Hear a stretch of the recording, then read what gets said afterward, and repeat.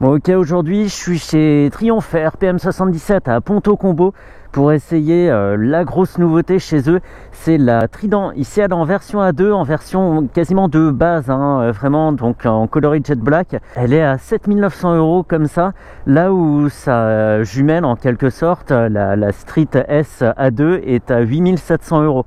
Donc pour bien faire les choses, je reviens d'un tour sur la Street justement, pour pouvoir comparer directement avec la Trident. Et comme il y avait beaucoup d'informations, je suis très pressé parce qu'il y a déjà quelqu'un qui attend pour essayer derrière.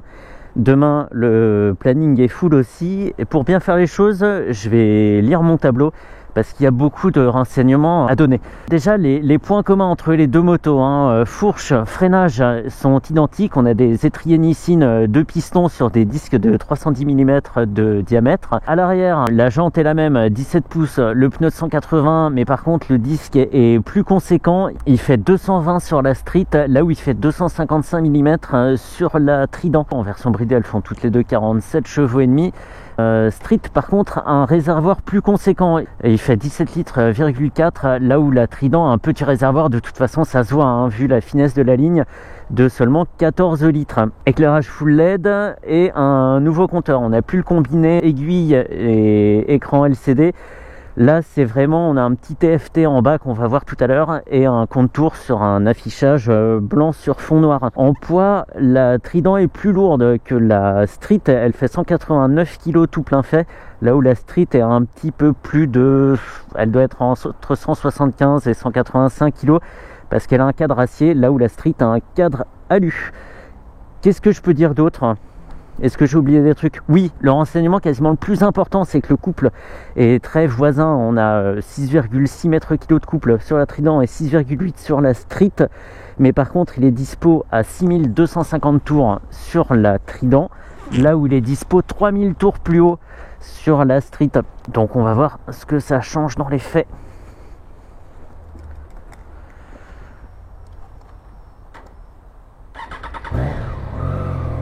Il est vraiment très très beau cet écran, je sais pas si on le voit bien là. Donc en haut on a compte-tours, la jauge à essence, la vitesse, l'indicateur de rapport engagé. Et en dessous donc on a le menu principal avec tous les modes de conduite, la configuration de la moto. Et on va se mettre en mode road.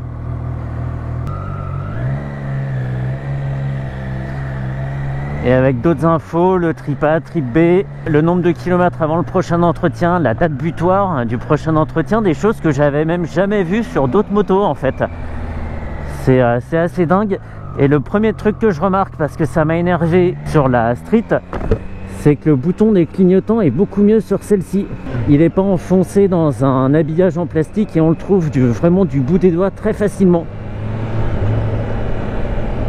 On la sent légère sur la direction, c'est fou.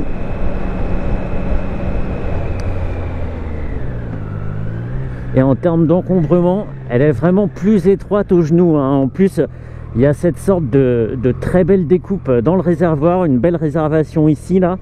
Et du coup, ça fait vraiment plus petite moto que la Street, qui n'est pas une grosse moto non plus. On parle pas de la Speed, mais bien de la Street. Vraiment très agréable comme ça. Il y a un quick shift qui est dispo en option, mais celle-ci ne l'a pas.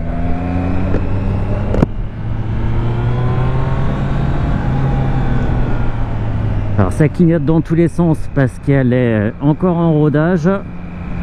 On va essayer de respecter la mécanique tout en s'amusant.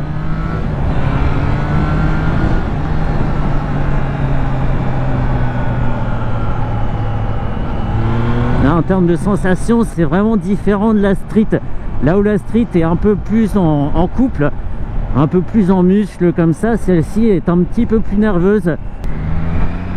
Et la puissance est dispo à un petit peu plus de 10 000 tours. C'est voisin des chiffres de la Street.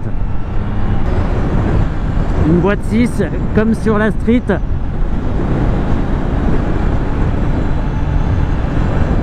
Avec des sensations vraiment différentes. Là en plus je suis au-delà de 5000 tours, il n'y a plus énormément de couple. On attend vraiment que la vitesse monte, même si je vais déjà assez vite.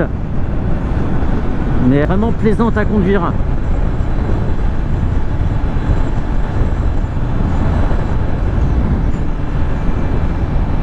Qu'est-ce qu'on a comme info? La conso instantanée, la conso moyenne, l'autonomie restante, température moteur. Là ça va pas monter beaucoup étant donné qu'il fait moins de 0. Donc ça c'est l'entretien. Et ça c'est le contraste de l'écran. Et le contraste de l'écran est juste fou.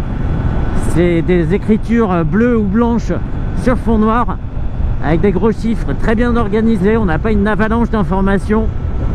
C'est exactement ce qu'il faut. Et on sent quand même qu'elle veut y aller, hein. Mais c'est plus doux, c'est autre chose que la Street. C'est plus doux, on va le voir un petit peu là-bas. Ouais, le frein arrière a pas qu'une fonction de ralentisseur, hein. Il mord très bien même sur une moto à peine rodée comme celle-ci.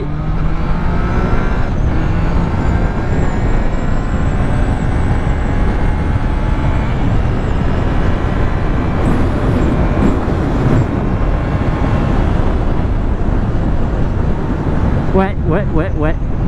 J'ai pas vraiment senti de limite dans l'accélération. Évidemment, elle est bien meilleure, bien plus conséquente quand on est bas en régime. Mais même haut comme ça dans les tours, c'est super plaisant. Une patinoire géante. C'est dommage, j'ai pas mes patins. Et j'ai bien fait attention parce que de toute façon, ça se remarque très vite à l'amortissement sur la Street qui est très ferme à l'arrière. Ça tape beaucoup dans les fesses. Et là en fait c'est beaucoup plus souple, sans pomper outre mesure non plus, enfin sans pomper de façon exagérée. Punaise, je m'amuse comme jamais ici, c'est dingue. Surtout parce que le mec derrière a pas trop aimé que je le double et il me colle aux fesses.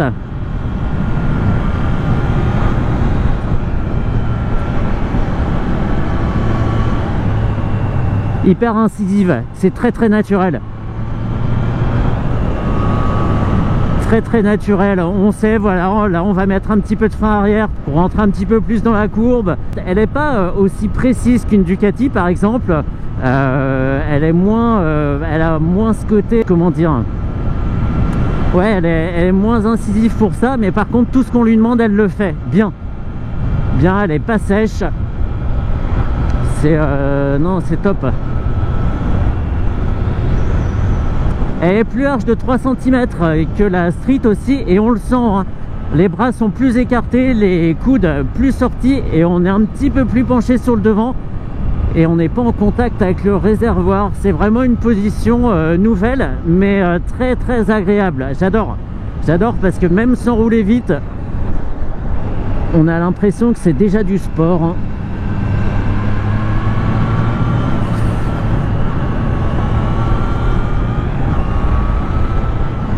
Je fais comme au cinéma quand ils conduisent des motos. Ils font des petits déhanchés comme ça, même quand ils vont en ligne droite.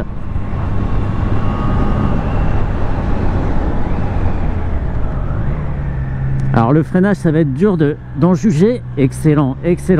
Pif, paf, hyper nerveuse. C'est dingue, je me suis même fait un petit peu peur sur la sortie du rond-point.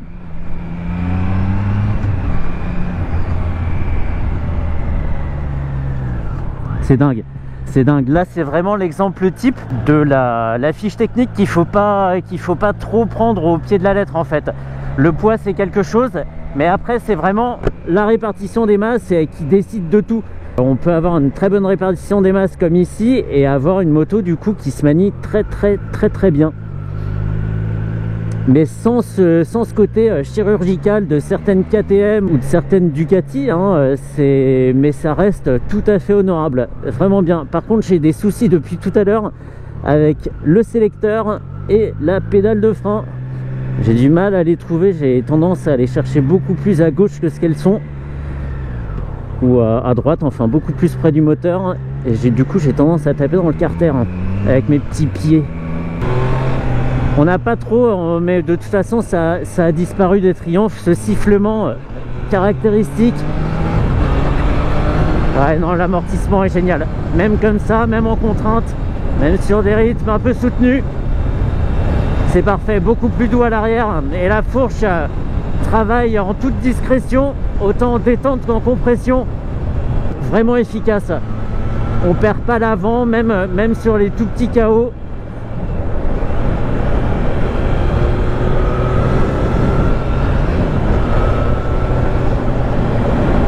Et j'ai oublié depuis le début que je suis sur une machine à 2, c'est dingue. Parce que pour une utilisation comme celle-ci, sur route jusqu'à 100-110 km/h ou sur des petits virages comme ça, c'est tout à fait suffisant en fait. Il n'y a vraiment pas besoin de plus. Et la puissance est très bien distribuée, et le couple aussi. On a tout ce qu'on veut quand on veut. Et on tape pas dans cette limite comme sur la Z900 ou la F900R en version A2 où à 5000 tours c'est plancher. Terminé, on est sur l'encéphalogramme plat, il n'y a plus de puissance, il n'y a plus rien à en tirer, on attend d'arriver à 130 ou plus. Là en fait, pas du tout. Et avec une légèreté, mais je trouve que je la trouve plus légère de ressenti que la Street, mais surtout parce qu'elle est plus étroite, j'ai l'impression. Elle fait vraiment petit gabarit. Petite moto avec un gros moteur.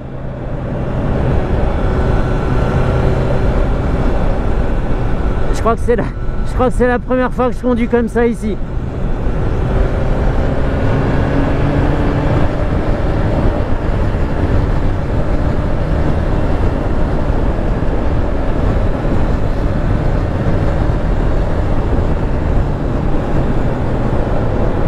Ouais, faut pas hésiter à solliciter le frein arrière, il fait un super boulot.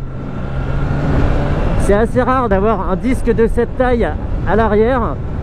C'est un choix, c'est marrant. Il y a une réflexion derrière ça et c'est à souligner. Eh ben dis donc, en plus, elle a cet énorme avantage qui se quantifie pas. Hein.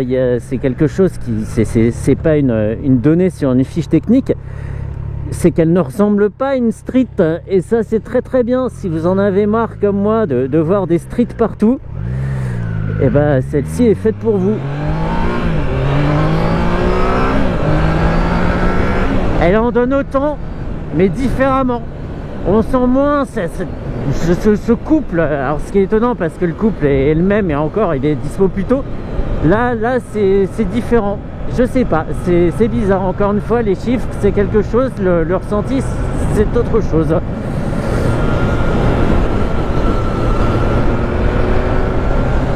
Et si j'arrête de parler, c'est parce que je suis concentré pour m'amuser. Hein. Et le bruit de l'échappement est super plaisant. C'est vraiment un bon mélange entre bruit de moteur et bruit d'échappement qui nous accompagne comme ça en permanence sans saouler. Ça fait aussi partie du paysage et c'est très bien, vraiment très bien. 8000 € quoi, même un petit peu moins de 8000 €, c'est dingue, c'est dingue. Je l'ai pas dit, mais donc il y a deux couleurs de base, c'est le noir et le blanc, et après il y a deux couleurs en option à 100 € qui doivent être le rouge et le gris mat, si je dis pas de bêtises. Mais de toute façon, voilà, il y a un prix 8000 € et c'est dingue ce qu'on a, une moto qui est toujours très bien finie, hein, voilà, tout dans les détails, le petit pontet, la visserie qui va bien, quand on la regarde de profil, il n'y a rien qui dépasse, et c'est, non mais c'est génial, ça ou une MT-07, surtout maintenant après restylage, il y a des chances que les gens se tournent vers Triumph, c'est dommage pour Yam.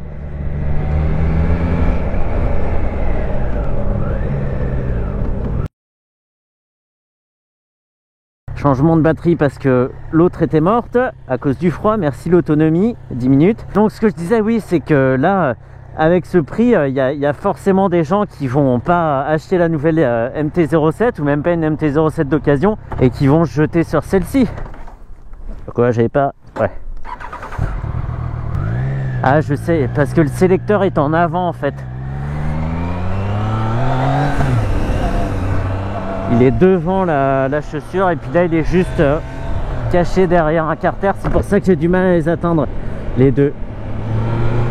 Non, vraiment top. Mais donc avant de faire le tour de cette moto, mettons on vient d'avoir le permis A2, on achète ça, et ben pour faire le tour en 2 ans et s'ennuyer à son guidon, je pense que c'est quand même compliqué parce qu'elle a beaucoup de choses à offrir. C'est une moto sur laquelle on pourra bien progresser en plus, beaucoup de marge de progression. Ouais, il y a encore ce ressenti, le couple est pas dispensé du tout de la même façon que sur la Street. Ça fait moins machine musclée, ça fait petite machine nerveuse, joyeuse. joiveuse ou nerveuse, je sais pas trop.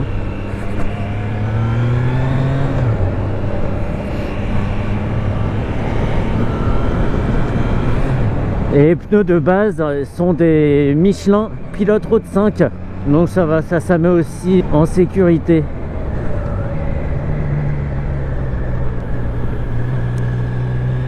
Youhou! Et qui a failli se payer la haie? C'est moi.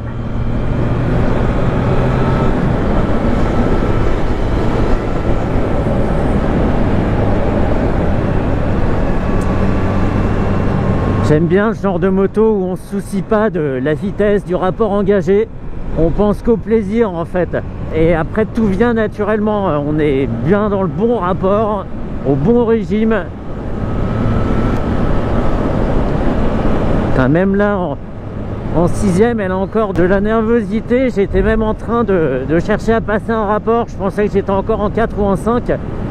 Très trompeur tout ça. Un super produit qui se conduit vraiment très naturellement quoi. On prend les commandes et très vite on comprend qu'on va pouvoir s'amuser en sécurité. La moto est pas piégeuse, elle plonge pas quand on est sur l'angle. Il n'y a pas de poids excessif nulle part, ni sur l'avant, au freinage ou quoi que ce soit. Et vraiment elle envoie des bons signaux.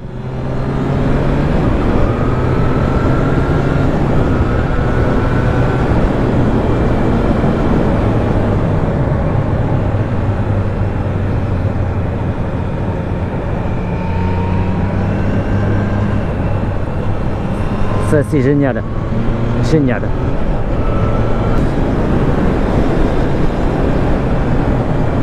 Ouais. Je suis arrivé tard et les freins, même si la moto est toute récente, répondent très bien. Peut-être même avec plus d'attaque que sur la street. Étonnant, hein. Étonnant. Oh, la police avec les jumelles. Bon bah voilà ce qu'on pouvait dire de cette excellente Trident.